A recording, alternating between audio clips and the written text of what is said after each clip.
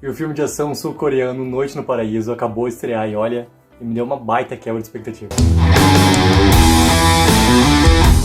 Fala galera! Então, Noite no Paraíso, ele tem uma trama, tá? Que o principal dele, do que acontece, eu comecei a assemelhar muito com o que acontece no Poderoso Chefão 1, tá?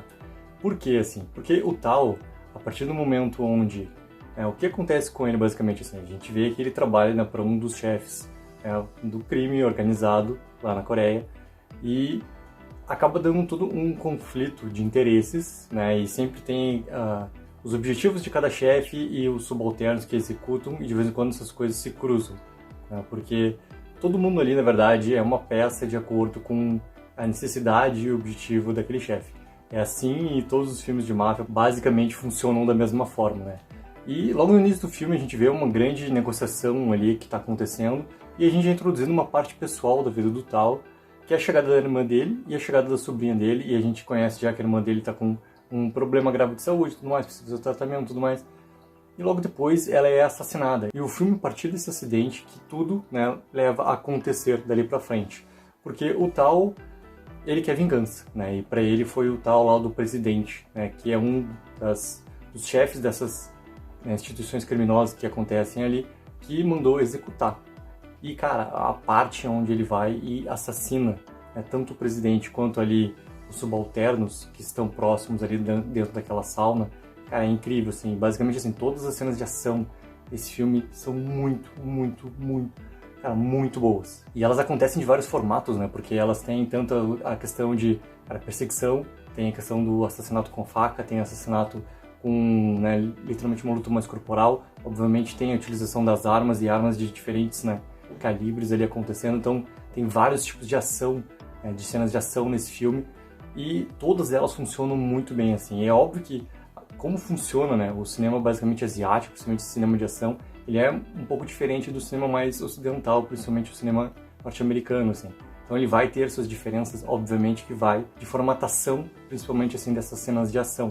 Só que, cara, funciona muito bem, assim, e a maneira como o Tao, ele é habilidoso, tanto na parte de execução com o presidente, que eu achei assim, ó, magnífico, e principalmente quando ele é confrontado logo lá pro final do segundo ato, terceiro ato do filme, também como ele vai se livrando, né, com aquele bando de, cara, de soldados ali que estão, né, querendo pegar ele e tudo mais, e ele consegue fazer toda a fuga, a parte do carro onde os caras começam a invadir o carro dele já batido, cara, é incrível, assim, funciona, obviamente, muito bem. E essa parte que me lembrou muito a questão de como funciona o conflito no Poderoso Chefão 1, é que a partir do momento onde ele faz a execução desse chefe, né, do presidente, ele precisa sair, né, da cidade onde ele está, ele precisa se exilar. E nesse momento que ele se exila, é um momento onde parece muito Michael Corleone, né? Michael Corleone é retirado lá de Nova York, vai para a Itália e lá ele acaba conhecendo a Polônia, né? E aqui o Tao acaba conhecendo a Yeo. E o lugar para onde ele vai, literalmente é esse tal do paraíso, né? Cara, é incrível, assim, o local onde ele vai para se exilar. Todas as paisagens, a maneira como é mostrado pra gente realmente é essa paz existente que é completamente diferente do que acontece lá na capital. Então, isso tudo funciona muito bem pro filme, né? Essas diferenças que eles querem pontuar e essa maneira como ele quer exilar. O que o Tao também não esperava, né, é encontrar a Yeo lá. A Yeo tem sérios problemas ali já no seu psicológico, né, de um grande trauma que ela teve na infância, que depois a gente descobre ali uma baita ligação, inclusive com o chefe Ma. E uma coisa muito importante desse filme é o quê? Como que funciona essa aproximação do Tao com a Yeo. É muito porque esses dois personagens, eles são muito quebrados. Eles têm isso dentro deles ali. Basicamente forma essa personalidade dos dois como ele acaba se mostrando, né? Como se as personalidades acabam se mostrando.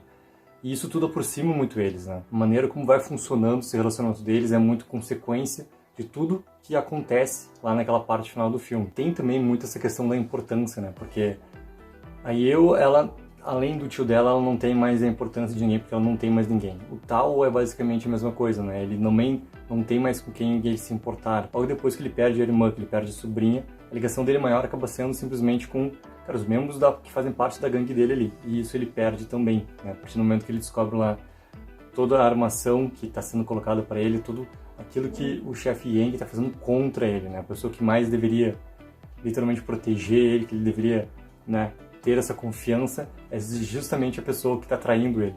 E quando ele vai descobrindo, à medida que ele vai descobrindo isso também, mostra pra ele, cara, se existe uma pessoa realmente que realmente ele importa e realmente que se importa com ele, que é eu. E isso tudo leva para essa consequência final. Então a maneira como o filme vai demonstrando isso também pra gente funciona muito bem. Eu adorei aquelas partes, né, relativamente assim, onde a máfia está tendo aqueles momentos de reuniões. E isso também bate muito com, como eu comparei com o Poderoso Chefão, comparar de novo com o Poderoso Chefão, assim. Como que vão se formando esses momentos de paz logo depois de um princípio de guerra que acontece. E quais são as consequências, o que é que eles, nesses acordos, decidem e que sim, eles precisam seguir. É isso. E a minha grande quebra de expectativa nesse filme é como se monta ali o final, né? Quando a gente tem toda aquela situação formada, quando aí eu também é uma refém de tudo aquilo que está acontecendo e praticamente, né, uma isca pro Tal poder voltar e o chefe Ma concluir aquilo que foi justamente colocado para ele na parte do acordo. Eu achei muito que o Tal ia chegar, cara, e eu olhei assim, falava uma meia hora de filme ainda, e na minha cabeça era justamente o ponto de virada onde ele cara, ia ter uma guerra vindo ali pelo Tal. E não é.